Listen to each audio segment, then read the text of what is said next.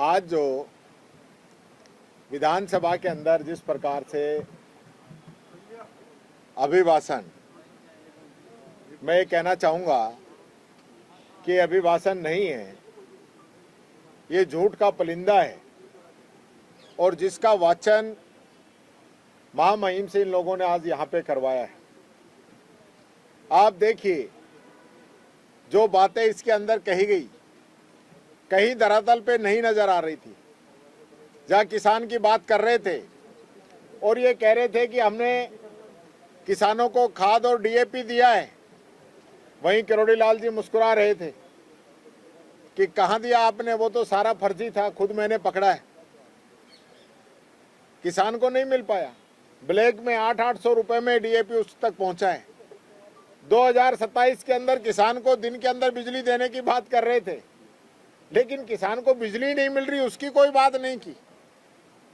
जब इन्होंने कहा कि हम पेंशन जो है उसका भुगतान कर रहे हैं, तो सदस्यों ने बताया कि 5-5, 6-6 महीनों से दिव्यांगजनों की, बुजुर्गों की, विधवा बहनों की पेंशन नहीं आ रही है। ये हालत इस सरकार की है। एक्सप्रेस ग्रीनफील्ड एक्सप्रेसवे की बात करी तो पहले बजट की घोषणा है, 2 साल निकल चुकी है, एक सीढ़ी नहीं चले, एक कदम भी नहीं चले उसके ऊपर।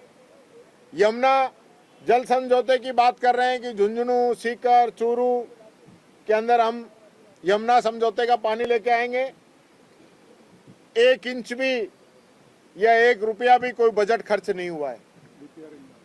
ईआरसीपी की बात कर रहे थे, एक शब्द आज नहीं बोला है। इंदिरा गांधी नहर की बात कर रहे थे, पहले से कम जो है बजट खर्च हो रहा है और पूरे साल किसान धरने पे बैठे रहे। किसानों के जो फसल है उसको समर्थन मूल्य पे खरीद करने की बात कही, जो कि एकदम मिथ्या है। चारों तरफ डिमांड है समर्थन मूल्य पे खरीद करने की, लेकिन सरकार ने खरीद नहीं की। इसी प्रकार से आप बात करें कानून व्यवस्था की, कानून व्यवस्था के जो हालात हैं, यहाँ तो आज ये पढ़वाया गया, वाचन कराया गया कि हम तो आत्मरक्षा की ट्रेनिंग दे रहे हैं। भाई कौन सी ट्रेनिंग है? क्या हालात हो चुके राजस्थान के। लखपति दीदी के लिए भी मैं जरा करेक्ट करूंगा, मेरे को तो ऐसा सुना है कि 270 करोड़ रुपए का ऋण दिया है।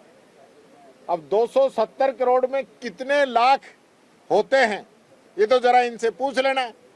और 39,000 लखपति दीदी ने बनाई है, तो अगर उस रेशो में इनको देखोगे तो कितने रुपए में लखपति बनता है। तो ये नया फंडा जो है वो यहाँ इस बीजेपी सरकार के पास ही है, ये मैं कहना चाहूंगा। तो पूरा जो अभिभाषण था ये एकदम झूठ का पुलिंदा है। जो पिछले बजट के अंदर घोषणाएं की गई थी वो पूरी नहीं हुई, उसके बावजूद जो है अब नया सत्र आ गया है। अब आप देखेंगे कि कितना यहाँ बजट में जनता से वादा किया था, कितना इनका एक्सपेंस किया इन लोगों ने, वो सारी चीजें अब जनता के सामने आएगी।